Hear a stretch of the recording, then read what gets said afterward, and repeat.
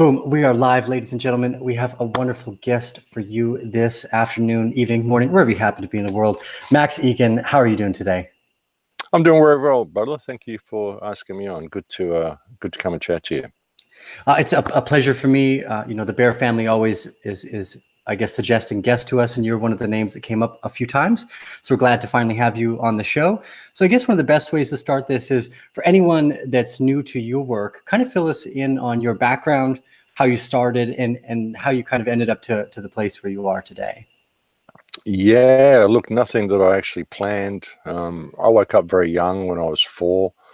I've been researching since I was 8, and I've spent most of my life as a musician living on the outside of society, so it sort of gave me plenty of time to research all this stuff and kind of got thrown into this activist field, not really out of choice, out of necessity. I mean, you do what needs to be done because it has to be done.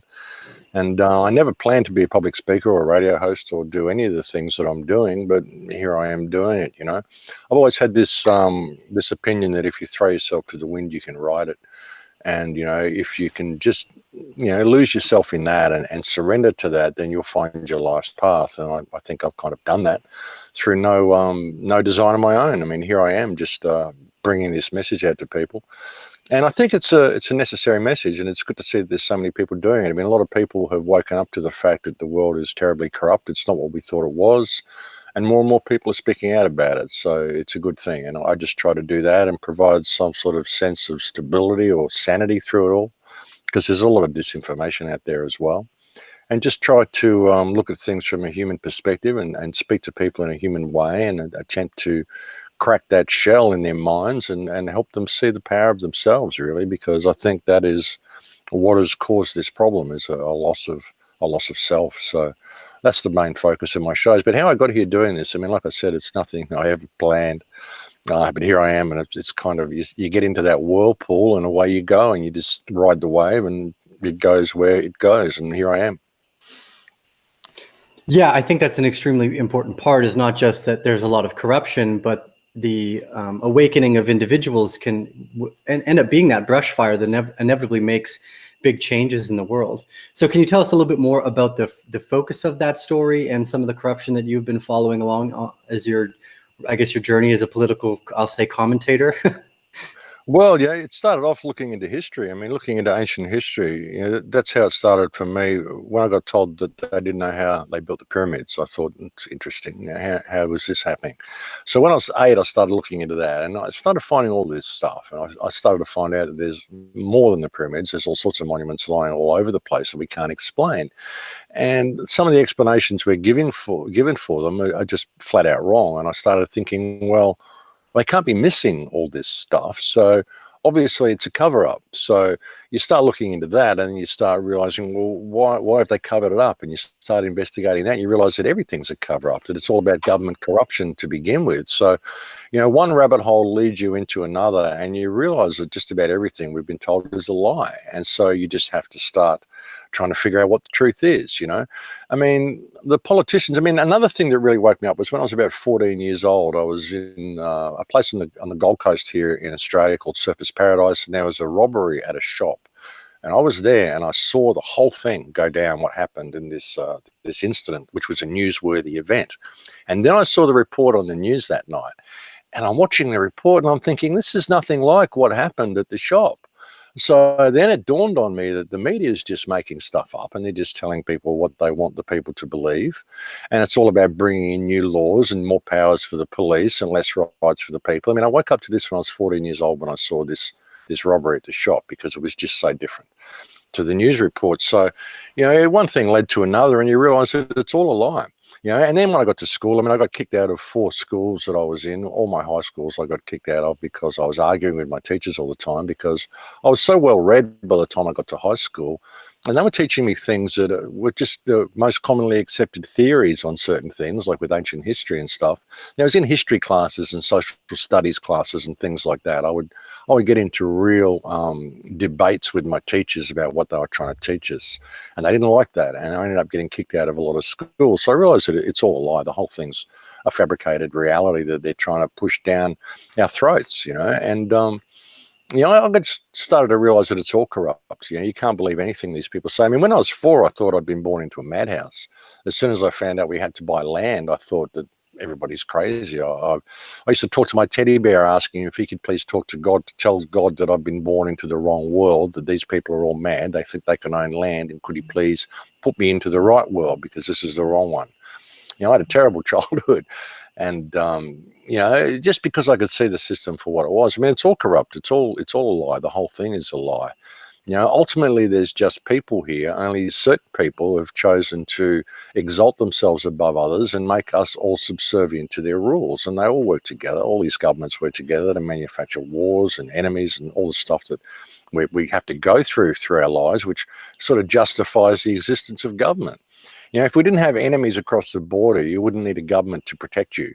And you wouldn't need a government to protect you from the citizens if the citizens weren't kept in a state of scarcity and hardship due to legislation the government puts in place.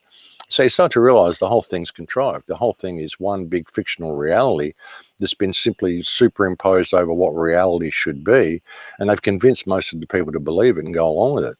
And I woke up to this very, very early. I mean, you start looking at corruption, and the whole system is corrupt, and therefore every politician is corrupt by default. Even if they're not corrupt people, they might be good people, but as soon as they enter into that system, which is corrupt to its very core, then they become corrupted by default because they're working within corrupt parameters.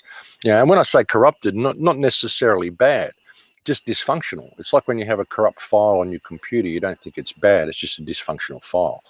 And when you've got people who enter into that system and they're based on this corrupt system to begin with, it's got a corrupt root kernel there at its core, then how can you do anything substantial? How can you make any real change from within that system, which is inherently corrupt from its foundation? So, I started to see this very, very early in my age, which is why I became a musician. I just thought I've got to get out of this society as quickly as possible, do something else, express the art of being me, the art of my life, which was what kind of playing music was. When I wasn't doing that, I was selling paintings and pictures on the side of the road, or drawings or whatever, craft work, pottery, whatever.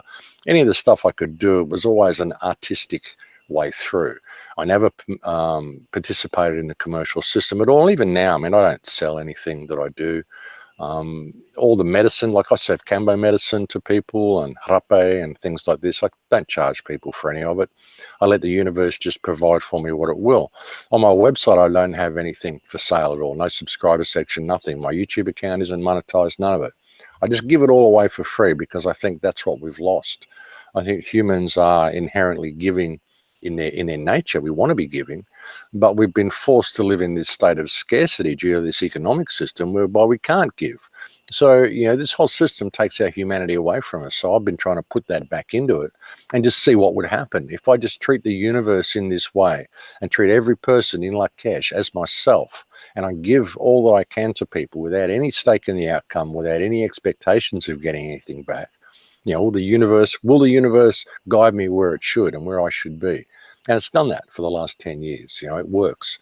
If you can just surrender to it, it works. And so that's the message I've been trying to bring to people. Yeah, it's an absolutely brilliant philosophy. The communication of value to one another, and like you're saying, not taking necessarily a commercial approach, but in trusting in the universe. It's very seldomly done. I actually dropped out of high school, went hitchhiking around Central America with nothing but a hand drum. So I have some of that background of the music and the arts and crafts that you're talking about. One of the rabbit holes that you touched on right at the beginning there, aside from the sovereign man idea, which is kind of what led me to dropping out of school, is the work that's being done in Egypt right now. So maybe let's dive down that rabbit hole. I've been really impressed with Robert Schoch Robert Schoch and Randall Carlson's work around the Younger Dryas period and all these old megalithic structures. Have you done much research around the Younger Dryas period, or some of these ancient Egyptian or monolithic artifacts that are left? Yeah, look, really, really interesting stuff. What I'm finding out recently is that the timeline's wrong, though. You see, what we're being told is stuff that happened 10,000 years ago. It may not have actually happened 10,000 years ago. It may have actually happened quite recently. Or, what I'm finding is that a lot of the stuff that we think are ancient civilizations probably did exist in antiquity, but they existed right up until just a few hundred years ago. is the timeline's wrong. They've added at least 1,000 years to our history. And this has been suggested by a man called Anatoly Fomenko, who's a Russian professor, who said that the timeline's out. They've added at least 1,000 years, what we call the Dark Ages. They just kind of added this and put it in there so that it would justify, push everything back in time to justify the existence of government in its present form. And this was suggested by Newton and a bunch of other people as well, that our timeline is out by at least 1,000 years. So this is something that I'm finding really interesting. I mean, the works in Egypt, these are very, very ancient works. And what we're given as the works of the Roman Empire and all of this sort of stuff, were they really so ancient? Did it just continue on up until recently? I think that it did. Even the pyramids, I mean, the pyramids are not anything what we think they are. I mean, I don't even have anything good really to say about the pyramids. I mean, I'm one of the people who can't find anything good about them.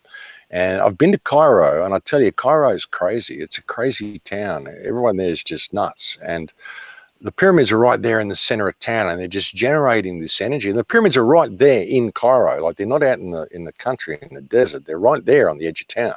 You can see them when you're driving around town. I mean, they're just part of the normal skyline, and there's something strange. There's some really weird force that they've set up. And when I think back on, what humanity even should be, why would we even need something like the pyramids? Why would we be building these things? What were they really for?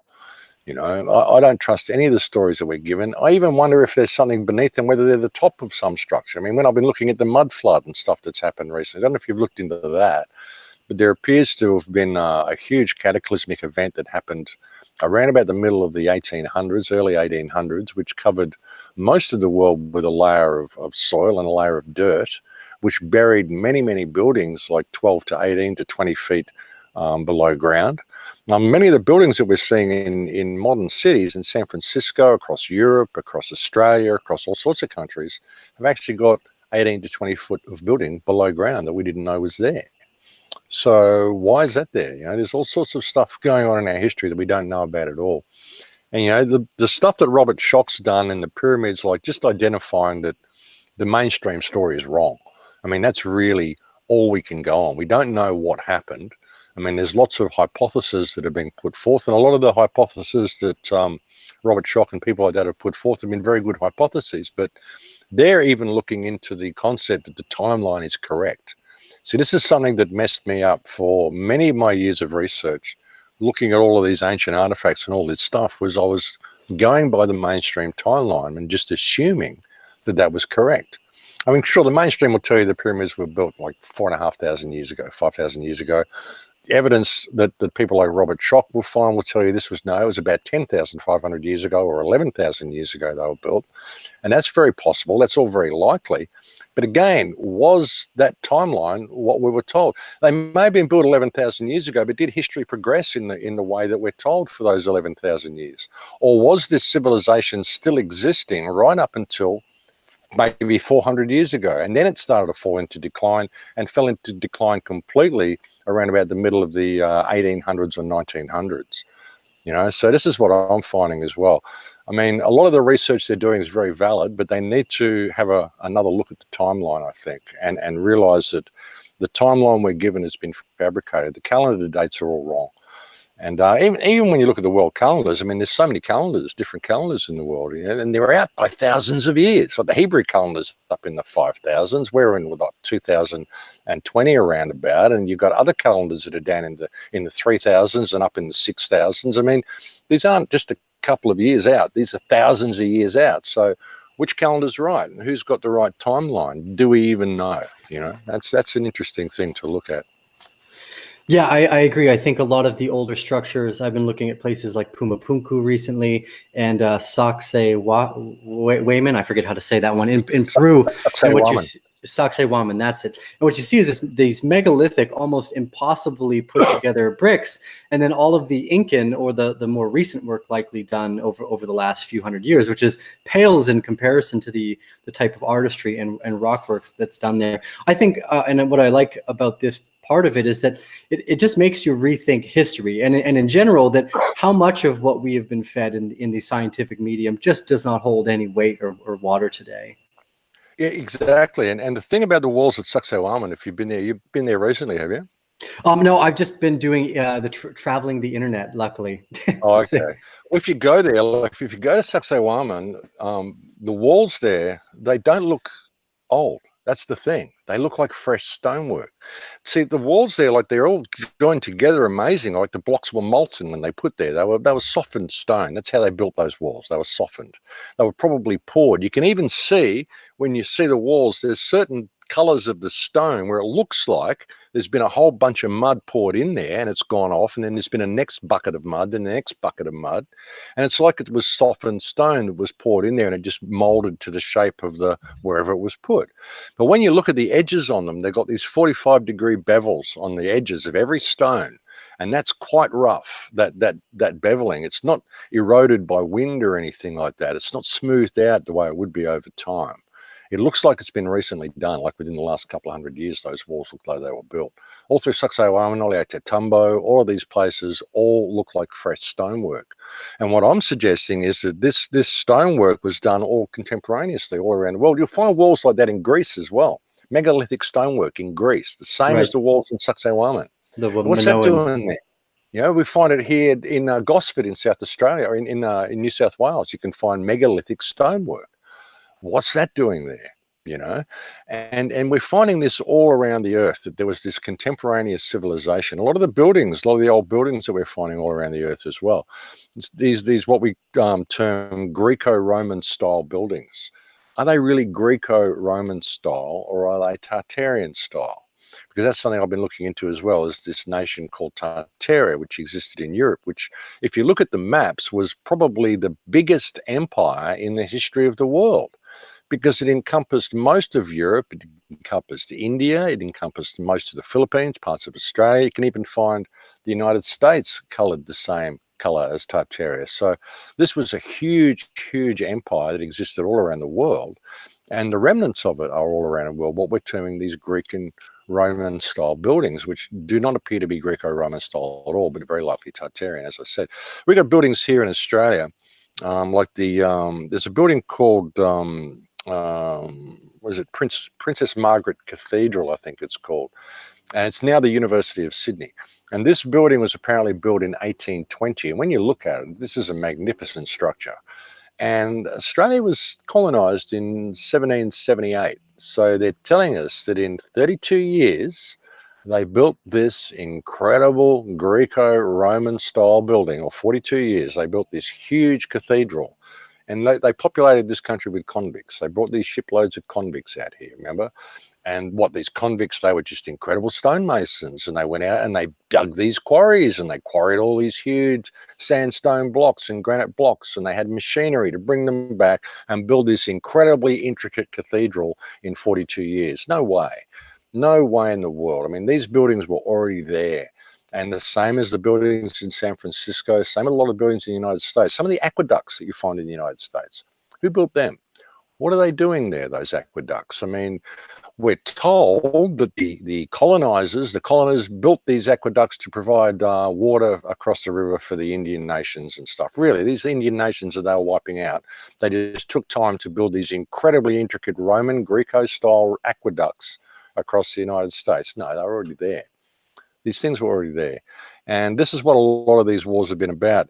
You know, if you look at, really, if you can look at history through a different set of eyes, and you can factor in the existence of this nation called Tartaria, factor in the fact that they've changed the timeline, then you can put all the wars from the Napoleonic War up until the present day really as being the one war, the war to wipe out all of the ancient infrastructure that we've seen around the world that is still lying all around the world.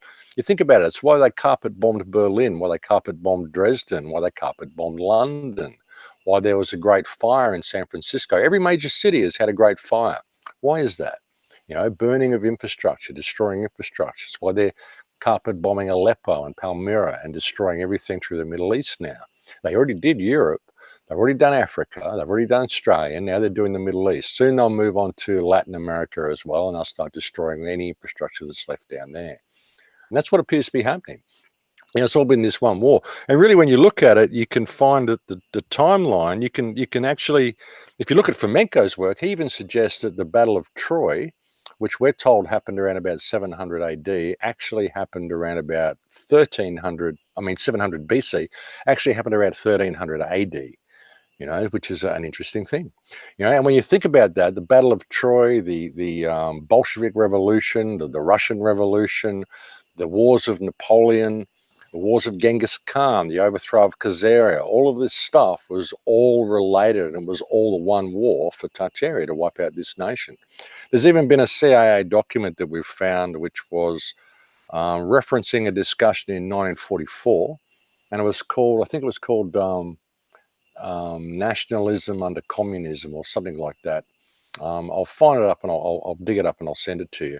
But it mentions in a meeting in 1944 that there was a concerted effort to rewrite and erase and fabricate and falsify Tartarian history. And that's in 1944 they're talking about that, at the end of World War II. So, nothing is what we're being told. And when you look at the pyramids and all this ancient stuff, if you looked in the recent claims that Atlantis has been found in Northern Africa, have you looked at that? Yeah, the Reichardt structure. The Rickard, the Rickard. That looks very, very likely to be Atlantis as well. If that's true, and when you look at the maps of Herodotus, that's where Herodotus puts it.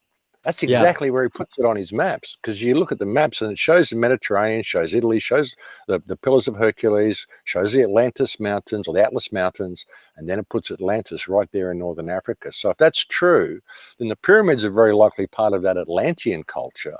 And when that Atlantean culture, when there was that cataclysm that destroyed that area, most of those people would appear went to Tartaria, Northern Europe, and moved the empire over there and spread it out over the whole world.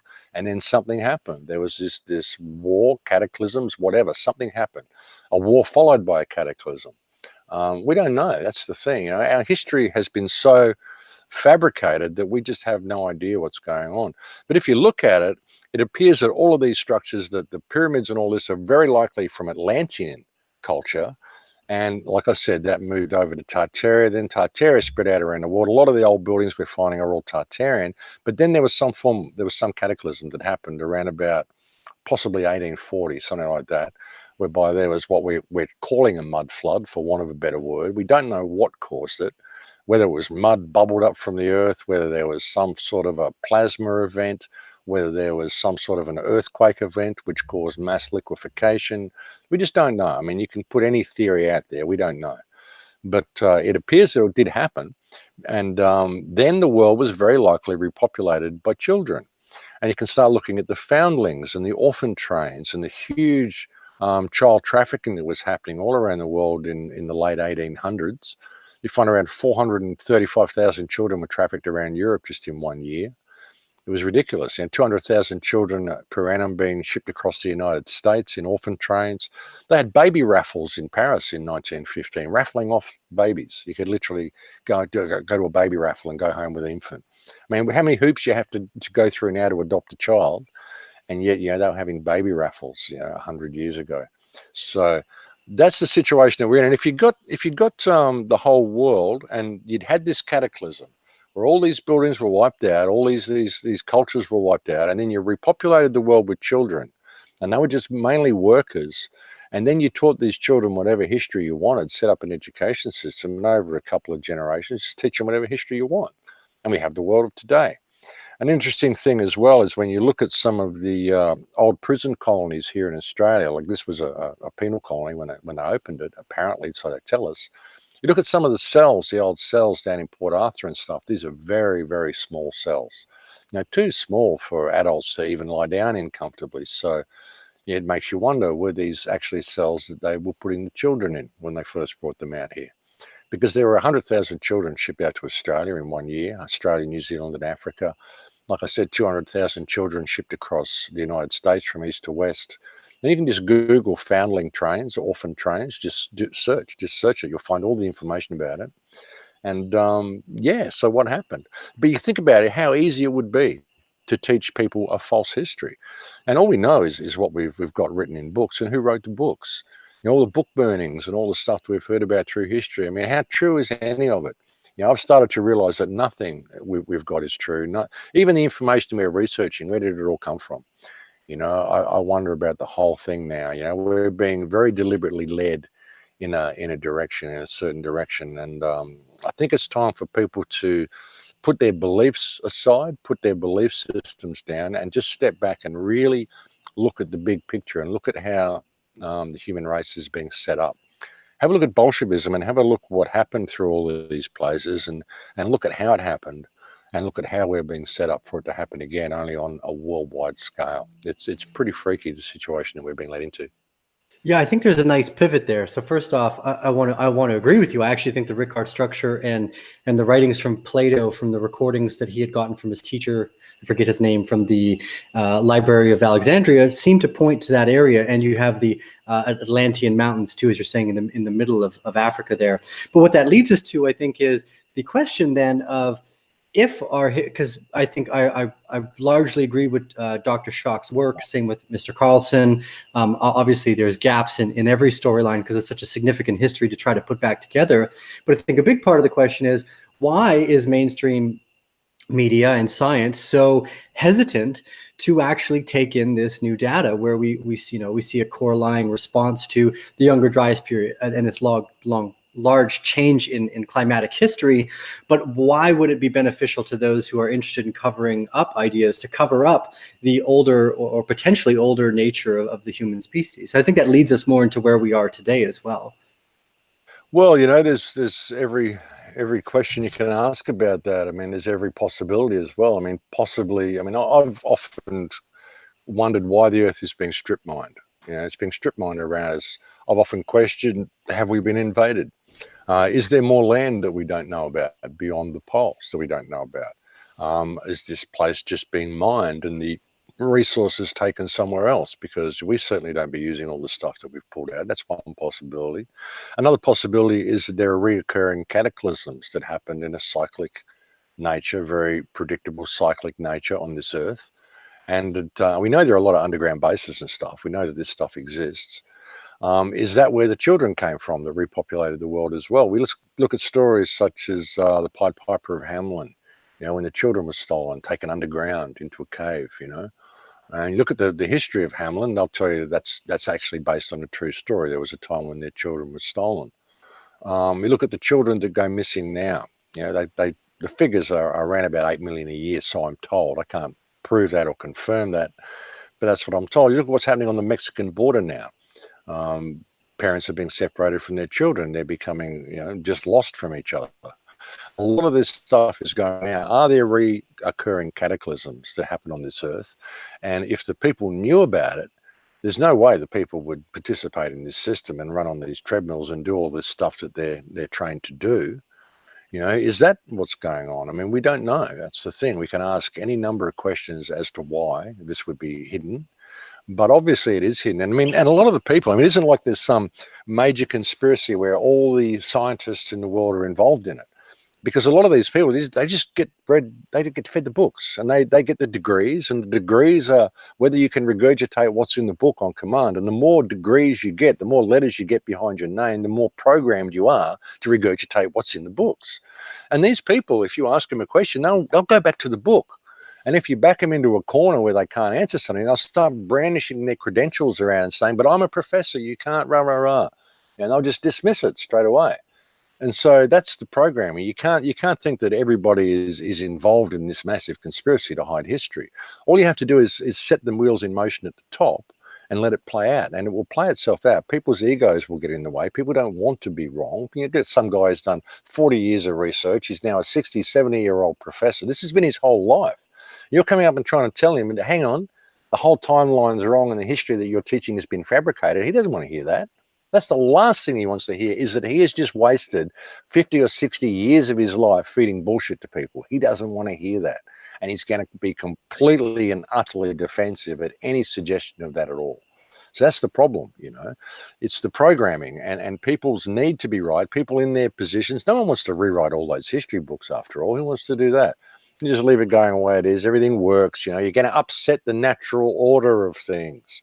Just leave it the way it is. The government's got our back. We're all going good. This is the mentality, and this is the programming. So that's why a lot of people just don't want to discuss it. But right at the very top, I think that there's a real need to hide this information from people, because the world is a very, very different place to what we've been told it is. You know, everything is very different to what we've been told it is. History is very different to what we've been told it is.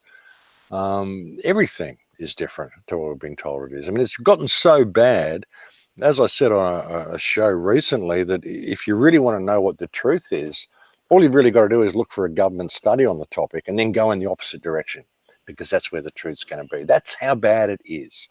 Doesn't matter what you want to know, just look at the mainstream story and you'll know that the truth is in the opposite way. And that goes with the education system as well. So where do you go in a situation like that? How do you even find the real information? All you can do really is get out in the world and look for it yourself. Absolutely. So I guess let's bring it back to a more concurrent time with now. What particular topics in the global politisphere or geopolitical sphere are you paying attention to, and what do you think are some of the most likely black swan events over the next, let's say, 5 years to fold out? Well, look, you know, I think 5G and the whole social crediting system, this whole digital dystopia, is a real concern. 5G works on so many levels. 5G is military grade technology, which is going to be used to power our communication system. And with the 5G technology, I mean, everything you can think of with active denial is possible with 5G. I mean, with 5G, they've done whole tests where they can manipulate people's emotions and everything. You know, how do you feel today? Oh, gee, I'm feeling angry. How do you feel today? Oh, gee, I'm feeling sad. You know, they've gone through and they've mapped every single different frequency and how it affects human emotions. They can affect us this way. They can create a disgruntled, angry society one day. They can create a sad society the next day. You know, they can use it to manipulate weather, all sorts of stuff. I mean, we know what they're doing with the chemtrails. So, you know, 5G is a real concern. And they can use it to target individuals as well for active denial. Like, you know, and active denial is like microwave cannons, all of this sort of stuff. So this is a huge concern for us. And when you couple that with the social crediting system that China's brought in, this is a huge concern. There's like 11 million people on China's credit blacklist at the moment. These are people who are unable to purchase plane tickets or train tickets, or some of them aren't even able to rent houses because they've done the wrong thing by the government. So this is something we need to pay attention to. It's coming in all of our countries. The political theatrics that is happening in the United States at the moment is quite interesting. I mean, in many ways, Trump's doing some good things in some ways, in as much as he represents a different type of industrial commercial sector, if you will, than what the one that we've been subject to for so long is about. But ultimately, it leads to the same thing. Ultimately, it's all about government control of everything in the end anyway. But I mean, he is undermining what we would refer to as the deep state.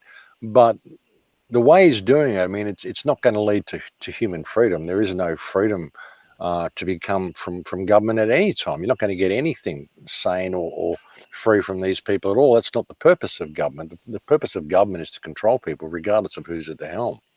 So there's a lot of theatrics going on in that respect. Trump has really polarized a lot of the truth community as well.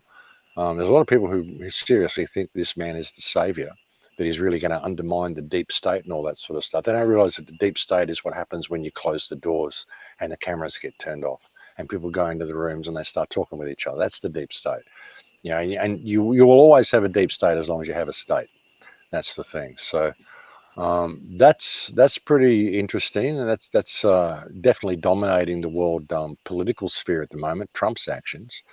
But you know, you can look at it, and he's being isolationist in some degree, but he's also continuing the US expansion to another degree as well. He's continuing all the wars, but he's bringing them back home.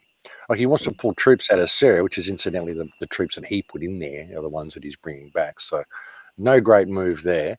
But he's trying to sort of disconnect from a lot of the overseas wars and create some sort of conflict on his border. So he's got the Mexican war going on, try to create some sort of a conflict there. War with Venezuela, it looks like it's very much on the cards as well, trying to push that. Just get it all a little bit more local so he can still keep the arms sales going on, still keep the boys going out there shooting people, just bring it all closer to home. But isolate the United States from the rest of the world economically, so that it gives Europe the excuse to embrace the One Belt, One Road Chinese system that's coming online and pull away from the United States economically. But create a situation where the United States still keeps its military might and its military power and its military control over the world. So we're seeing a shift in world topography, if you will, political topography anyway, with what Trump's doing. But he's definitely not the good guy. It's the same system. It's just a different way of running it. So that's on the cards. But again, I think a lot of it is distraction, because I think there's an event coming. There's whether it's going to be another cataclysm, and whether this cataclysm is manufactured or whether it is part of a natural occurring event, whether it's going to be a plasma discharge from the sun, whether it's going to be a new mud flood type event, whatever it's going to be, I'm not sure, but there is definitely something coming. I can feel it. And I think in the next 2 to 5 years, we're going to be living in a very different world to what we are now. And I think a lot of this that we're seeing on the political stage is just theatre to keep us distracted from all this. I mean, I think a lot of the conspiracies and a lot of the rabbit holes that we're going down as well is all theatre to distract us from all this. I mean, even some of the stuff I'm looking at with Tartaria and the mud flood and all this stuff, I mean, why is it all being released now? Why has nobody noticed this before? Why is none of the information flow being stopped? Why am I allowed to do what I do? Why are you allowed to do what you do? Why are we able to get away with this stuff? I mean, I question everything. Even when I get, downloads and epiphanies and stuff, I question where they're coming from. Where did that thought come from? Is that my thought? Did someone else put that there? I mean, you got to ask these questions these days, unfortunately, and that's not being paranoid. It's just realizing what the technology is that we're dealing with, and how easily we can be manipulated. I mean, we've got to look at history. Look at the history of just your life and my life. What's happened in the last 50 years? Yeah, we can be manipulated pretty easily. So you've got to question everything, even your own thoughts, and even where the information that you're looking at is coming from. Yeah, you said it in the last in your last sentiments there, that if there's something coming out from the governmental bodies, it's generally more intelligent to look at that as the likely propaganda or social political line. And even though I know this is probably going to cause some controversy, I don't believe the standard climate change models that they've been sharing. And I've been listening to a lot of scientists, more specifically that work in the solar field or geomagnetics, etc. And it seems like there is the shift. I think that you're feeling as well. It could potentially be this shift into a much colder environment as we end up in the I think it's called the Maunder minimum at this part of the solar presence. It could be. It really could be as well. I mean, this appears to have happened in the 1800s as well. You could just search 1800 and frozen to death, and you'll find that there was a period in the mid 1800s, I think maybe early 1800s, where most of the world got frozen over. Most of the people in the United States froze to death. People through Europe froze to death. It was terribly, terribly cold. There was something like 2,000 earthquakes in a week during that period as well. And it was just a massive event, whatever it was, that caused this huge, virtually a nuclear winter over most of the Earth. So it's quite likely. It's quite likely something like that will happen. It wouldn't surprise me at all. See, I think the Earth is already in some form of ice age. I don't buy into the global climate change model either. I mean, I don't buy into any of it. If you really look at the Earth, I mean, I don't think the poles should have any ice on them at all. I think the Earth should be far more temperate than it is. And if you can look at even the dates through the medieval warm period and stuff, I mean, like how true any of it is, because I question the timeline now. But even when you look at that, I mean, even if the timeline's wrong, I would say that if you look at those strata layers and you look at where the warm periods have been, I mean, that's kind of, it seems to be pretty correct. Maybe the dates they give us aren't particularly correct. Maybe what they're saying is 1600 isn't 1600. Maybe it's 600.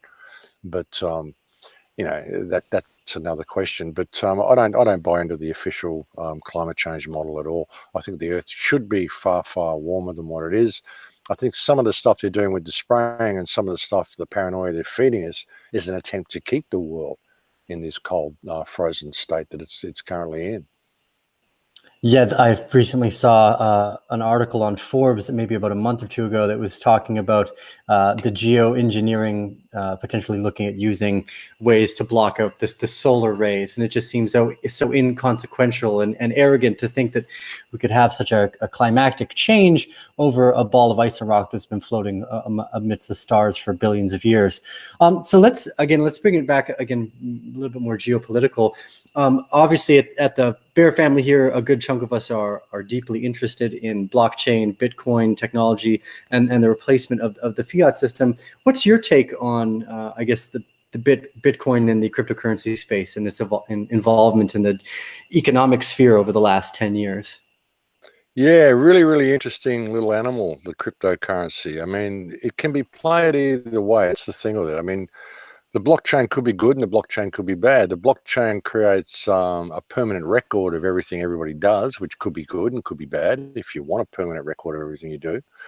And, you know, with what a lot of the crypto guys are doing, um, you know, a lot of them have got the best of intentions, and you know, freeing ourselves from this fiat system could be a really good thing. But again, if you look at it on a higher level, on a spiritual level, even the fact that you've got to pay to be alive, and the thought that you need money to begin with is really the part of the problem. So if you can get to that level, why do you even need cryptocurrency? You don't. But okay, in the world that we've got, you know, the cryptocurrency, the concept of it could actually free us from the fiat system, and that's a good thing.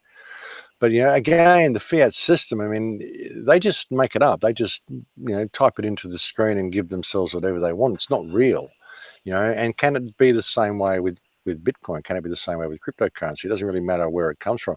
But the thing is, again, with the cryptocurrency, what they're doing with it is the social crediting system. So even though we're attempting to free ourselves from that fiat system, if they bring in a system of social crediting whereby your purchasing power is based on a trust score, which is what they've done in China. They're calling it trustworthiness, is what the social crediting is all about. You know, if you're on video camera, surveillance camera all the time, and they catch you smoking in a non-smoking zone or crossing the street across a don't walk sign, just because there's no traffic there, but and you can get across, say, and you're an adult, you can take care of yourself, say you cross the street, but you're not in the little walking area. So they put a little mark against your name because you broke the law. You did the wrong thing. You didn't walk between the lines that they designated. So before you know it, you're down on social credit points, and you go to buy a plane ticket with your cryptocurrency and you get told you're not qualified. So when it gets based on social crediting, it doesn't matter how much crypto you got in the bank. If your purchasing power is limited by your social profile, which is due to your political outlook or the way you interact with government, whether you say yes or no, sir, 3 bags full enough. And the way they've got it in China, I mean, even if you buy they look at what you're shopping at the food. If you buy too many cupcakes and not enough vegetables, then they think you're not a responsible person.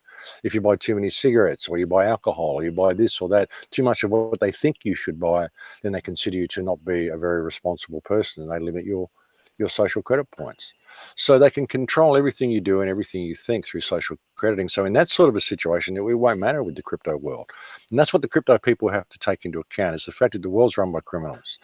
And if we shift into this crypto digital reality, while the world is still run by criminals, then they are going to control that shift and how you interact with that digital world, because they're in control of things. And so, you know, don't think the cryptos are just going to instantly free us, because they're not. They could in a sane world that didn't have surveillance everywhere and wasn't based on social crediting. It could actually free us from the system. But the social crediting system that they're trying out in China now is being used to circumvent any freedom that the cryptos will create. So people have to factor all of that in to what's going on. So again, it comes back to identifying the fact that the world is run by criminals who are controlling this shift. And that's a basic reality that people need to factor into everything that they're doing. You know, your government is a criminal enterprise. We don't have international government system. We have a multinational, multi-generational criminal cabal masquerading as government, who all play the people off against each other, and they all work together to do it. And if people don't factor that in, then they're going to lose. The crypto world won't make a lick of difference. You know, so that's my view on it. I mean, it could be a good thing. It could be a really good thing, but I'm seeing too many people who have just got tunnel vision. I go to Acapulco and I speak there. I'm actually going there in 2 weeks to speak there. And I was there last year. And a lot of the people, there were guys there saying, look, in 15 years, we're going to be living in a world like the Jetsons, you know.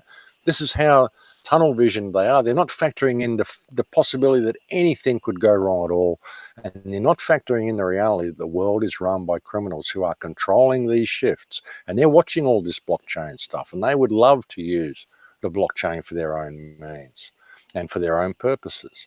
And it could serve those purposes very well if we don't pay attention, simply because it leaves a permanent record of everything and every transaction. I mean, in many ways, that means that they can't be corrupted. I mean, they can't perform the illegal stuff that they're doing if it's all on blockchain. But what if it's on a different blockchain? What if it's on the deep web? What if they're just doing it other ways? And what if they're not even using the blockchain? What if they're just doing it with gold and doing things the way they always have? So, you know, we've got to look at this, and we're going to need to factor in every single aspect of what we're doing here. The cryptos won't save us unless we develop a little bit of responsibility ourselves and deal with the fact that the world is run by criminals first. That's something that needs to be factored in. Yeah, absolutely. The entire model of personal self-governance as a moral directive, I think, is one of the strongest parts of the idea that it's a philosophical journey. Even the idea of decentralization. You know, I've talked about this a little bit to the point that YouTube is decentralized. Obviously, it's a central source of delivering information, but the fact that I have a camera with the ability to connect, and we can share with thousands of audience or Bear family members, this is essentially the deflationary aspects of technology are bringing the tools that used to sit in the hands of the kings pretty much to everybody. So I agree with you. One of the most dangerous parts here is the fact that this technology can go very, very sour, because then if you hand the keys to a tyrannical controlling system over to the wrong people, that's exactly what you end up with. So I think it's one of the reasons why we do the Arcane Bear and try to remind people that the conceptual, the philosophical aspects, the undertones of what's happening is significantly more valuable than the top. And something else you said too is that I think over the next however many years, who knows how long it will take, that we do eventually move out of the need for money, that our biggest layer of friction, which is in the energy sector, if we can overcome the friction in that particular area, then money becomes worthless, because storing value as much as we would need to in a battery, we don't then need to, because we can create so much essentially stored energy, which is what money comes down to. So I guess let's jump out to some of the very beginning parts of the conversation. We'll go into the total abstract here. I noticed you've got a Palestinian flag in the background. Now, I'm not super hip to politics on the other side of the world. What do you see taking place over in areas like Palestine, Syria, Israel, etc.? Look, you know, Palestine is it's a social experiment. I mean, Palestine is a system of surplusing and warehousing human beings that will be applied to the rest of the world if we don't pay attention. And if we don't pay attention to Palestine, then the way of Palestine will be the way of the world.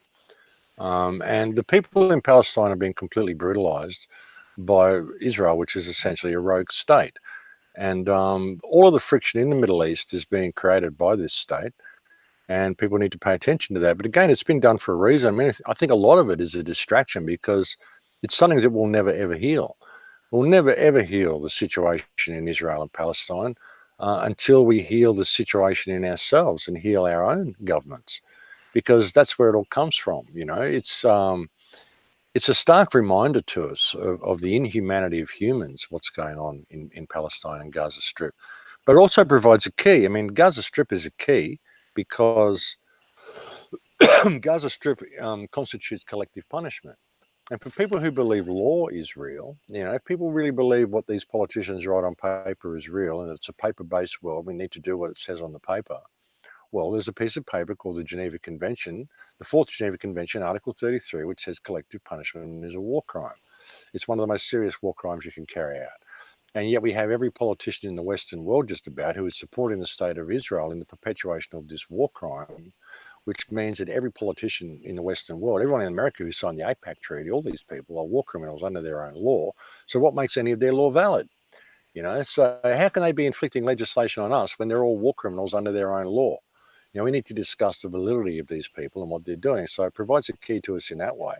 But like I said, a lot of it is a distraction. They've created a situation which keeps the world terrified and keeps the world in an emotional frenzy over what's happening in Palestine, so that we don't really pay attention to anything else. We don't pay attention to what's going on right beneath our feet. The whole 5G system, the social crediting system, all of this stuff. I mean, I think it's been there, and it's been there for so long, just to continue to create that focus. Plus, Israel really needs Palestine there. It needs Gaza there because it needs to be able to claim that it's got terrorists at its doorstep all the time, so it can get all the funding that it needs. But even Israel, I mean, Israel, I don't think it's supposed to survive. I don't think it was put there to survive and to become greater Israel or anything it's supposed to be. I think it's simply there to create this conflict and this animosity. I mean, I have the flag behind me because I want to raise awareness to Palestine. It was given to me, and I just like to have it on the wall anyway. But I was in Gaza, I was in Palestine. I've got a lot of friends there, and I like to raise awareness for them because they don't have a voice. Nobody speaks for them. They don't have any media. And what you see in Gaza is essentially child abuse. The average age in Palestine is 17. And this is pitted against one of the most powerful militaries on earth every single day. And all they really want is some dignity to be able to live like other people. But Israel will not allow that to happen. So I think it's an important issue. And if we allow this to continue and we turn a blind eye to the inhumanity that's going on there, then what do we bring upon ourselves? It's a huge opportunity for mankind to pay attention, to wake up to themselves. If they don't do it, then, like I said, the way of Palestine will be the way of the world. So, I think in every cycle, they give us a key. They give us something that we can use to heal the world should we choose to step into our humanity. And I think Palestine and Gaza is that particular thing for us in this world. But if we don't fix it, then it's all over. We seal our own fate. Yeah, it's trying times, and the more we let stuff like that slide, the easier it is for future problems to arise with no real control over it. And as you had mentioned, the social credit system, they're rolling out these test beds for things that really don't bring any value to the community aside from the controllers and the corrupt side of businesses taking place. So one of the last topics I want to go over and into is the government shutdown. And your thoughts on that, because I know that when the government's shut down, they can't release any of their quarterly reports, which like unemployment, GDP, etc. I think it's probably being used to help hold back some of the recession data, which is likely coming in right now. What's your thoughts about the government shutdown that's taking place in the United States? Yeah, I think that it's probably being used for, like you said, but also, I mean, it contributes to the theatre, like Trump throwing his tantrum, build my wall or I'll shut the government down. It makes, the truther community think he's really trying to fight the deep state. It just keeps everybody distracted and keeps everybody, waiting, beginning on side one, side B, side A, side B, polarizes the whole community. I think it's all theatre. I mean, he's even said it's only going to be open again until February 15th. So, he's only opened it again for 3 weeks or something. So, and then he's anticipating another shutdown because he won't get the money for his wall. And building the wall is just theatre. It's not going to do anything.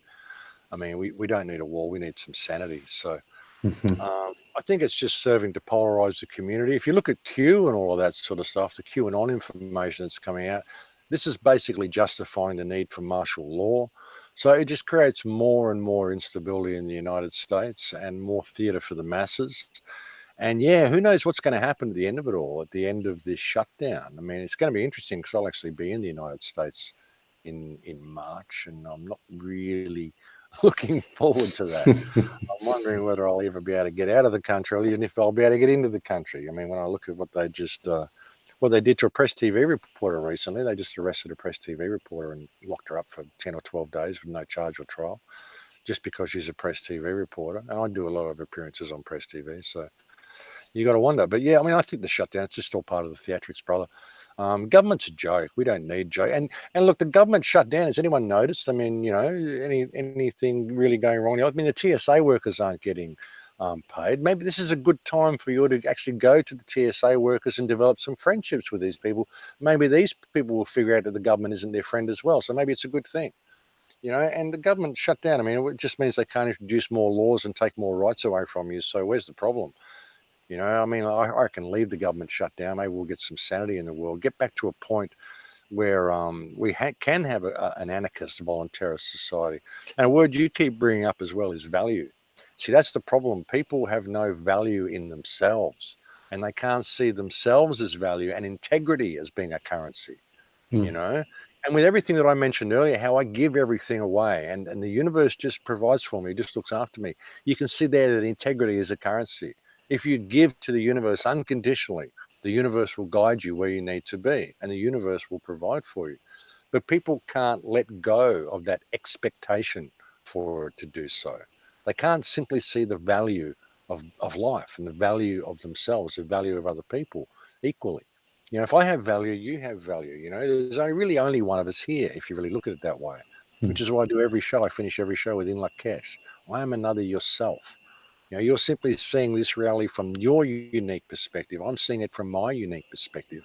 But ultimately, we come from the same source. And each one of our perspectives has value. And once we see that true value of ourselves, and we step into our moral compass and refuse to comply with anything which makes us step outside our moral compass, then the world changes. As soon as we see that value in ourselves, I can see it in you by default. Why would I judge you for anything? I can completely accept you for being the way you are, no matter how different you are to me, no matter what your beliefs are, no matter what you want to do with your life or anything. It doesn't matter. You're simply living it from that perspective, and that perspective has value. Otherwise, you wouldn't be here. Now, so I'll help you on your path and on your journey, because in Lakesh, I'm another yourself. As soon as we do that, the world changes. We don't even have to construct a new system, because the system only exists because we've lost the value of ourselves.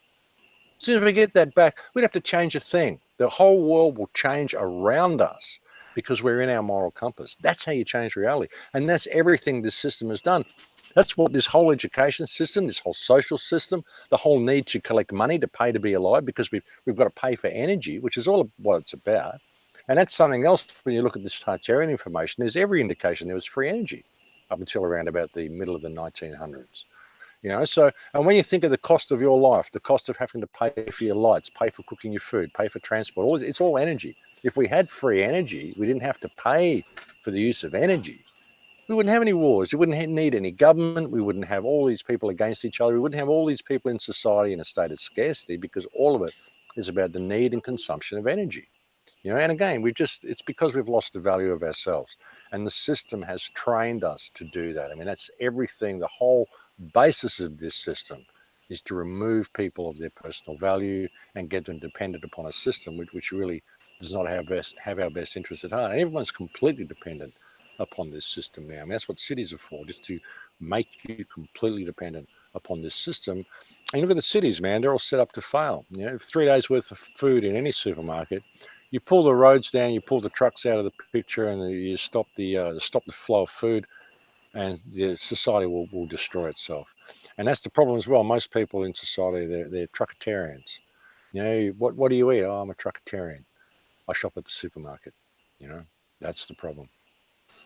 Yeah, I think it's a sentiment that people, and I agree with you, have a general hard time really taking into account, is that value is, there is no such thing as intrinsic value. I commonly use the idea that if you're dying in the desert and I offer you food, water, and a palm leaf to shade yourself, or Bitcoin, gold, and silver, we know that survival from the base level is the first function of value, which means you're alive. And that in itself is miraculous. And everything outside of that is just created by our own interpretation of what value is, which is, I think we have been, I agree with you here, is I think we've been taught to not value what has a lot of meaning. Like, one of the reasons why I live in the middle of the jungle is because just watching the clouds dance through the mountains is unimaginable wealth. You know, Seneca spoke a lot about this too, saying things like, it's not the man who has too little, but the man who craves more that is poor, or that basically nature is wealth. And I think the further we step away from that natural relationship, and as you were saying, our ability to help one another, it really degrades the society's capabilities as we move forward. So I think it's a direct attack from the education system as well, to shift that focus of what value truly means to individuals, families, etc. So we're rolling up on an hour here. had a great time chatting with you so far, Max. I definitely, for those of you that have never checked out Max's stuff, it's thecrowhouse.com. You can find him on YouTube as well. If you're enjoying this content, remember to give us those thumbs up, share it, subscribe. Definitely go over to Max's channel and subscribe to all of his work as well. Like you said, he gives away tons of content for free. And again, very grateful to have you on the show today, Max. What are some of the last thoughts you want to chat about as we lead out the show for the rest of the afternoon? Look, the purpose of everything I do, like I said, is to help people find the value of themselves and just believe in yourselves, folks, and realize that life is about journey. It's not, and that's something else I like to bring up with people, like when we start on this path to enlightenment or whatever, we think we're getting to this certain place where we're going to end up sitting on a mountaintop in meditation, glowing or something, like we're going to be some guru. That place is Ixtlan, what Castaneda called Ixtlan, the journey to Ixtlan. And Ixtlan doesn't exist. It's the journey is the place. So don't ever think that you're not on your path. Don't ever think that you've lost the plot, that you can't get to where you think you're going, because you're already there, because the journey is the place. The fact that you are here, you are alive, you are existing, you are experiencing things, and that you have a perspective means you have value and that you're supposed to be here. So don't ever lose faith in yourself, and don't believe that people control you. Don't believe that you have to do things that cause you to step outside your moral compass all the time. Realize that the journey that you're on is the place that you want to get to, and you're never going to get to this place of enlightenment. Life is what happens while you're planning other things, and never ever forget that, and never forget to participate in life.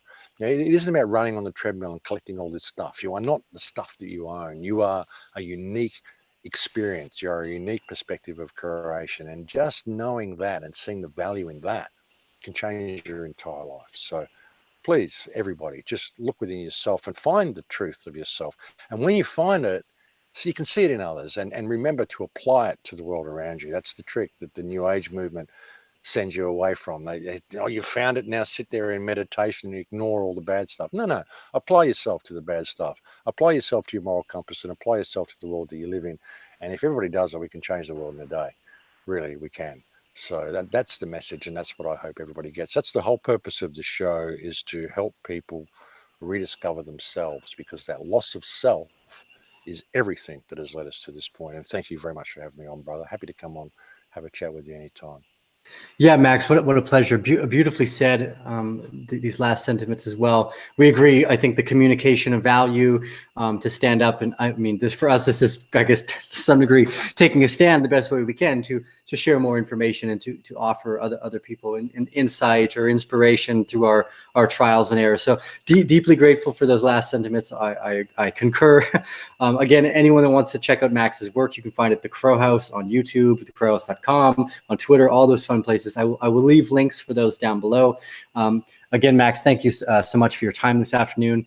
And that last one too, for any of you that have never read the Road to Ithaca, it's a Greek story that's very similar to that. It's not about what you collect along your way. It's that inevitable journey to your destiny's end of landing in Ithaca. So it's a beautiful, beautiful sentiment, Max. I appreciate that. Thank you, brother. Bear family, thank you guys so much for your time and joining us this afternoon. I apologize for anyone that had jumped on the live stream that I had sitting and couldn't realize that I couldn't make it. I always appreciate your guys' support. We wouldn't be able to do this without you. Again, we'll leave all links for Max down below. Give us those thumbs up if you like this content, and we'll see you guys on the other side.